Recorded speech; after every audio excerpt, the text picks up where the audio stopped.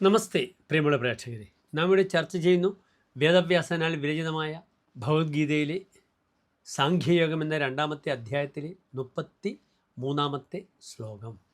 അധജേത്വമിമം ധർമ്മ്യം സംഗ്രാമം ന കരിഷ്യസി തദസ്വധർമ്മം കീർത്തിം ച ഹിത്വാ പാപം അവാപ്സ്യസി. ഇനി പ്രസ്തുത ശ്ലോകത്തിൻ്റെ പദച്ഛേദം ശ്രദ്ധിക്കുക. അധ ചേത് ത്വം ഇമം ധർമ്മ്യം സംഗ്രാമം ന കരിഷ്യസി തതഃ സ്വധർമ്മം കീർത്തിം ച ഹിത്വാ പാപം അവാപ്സ്യസി. ഇനി ഈ ശ്ലോകത്തിൻ്റെ അന്വയം ശ്രദ്ധിക്കുക.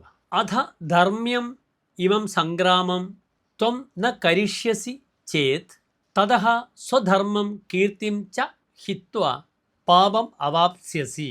ഇനി പ്രസ്തുത ശ്ലോകത്തിൻ്റെ സാരാംശമാണ് നാം ചർച്ച ചെയ്യുന്നത്. ഇവിടെ അർജുനനെ പരമാവധി ശ്രീകൃഷ്ണൻ ധർമ്മയുദ്ധവും അത് ചെയ്തില്ലെങ്കിലുള്ള പ്രത്യാഘാതങ്ങളൊക്കെ തന്നെയാണ് പറഞ്ഞ് മനസ്സിലാക്കി കൊടുക്കുന്നത്.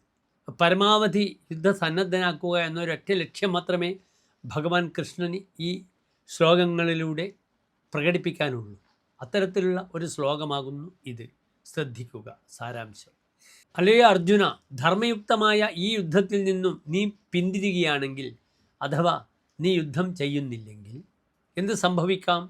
അതുമൂലം സ്വധർമ്മവും കീർത്തിയും കളഞ്ഞുകൊണ്ട് നീ സമ്പാദിക്കുന്നത് പാപമായിരിക്കും.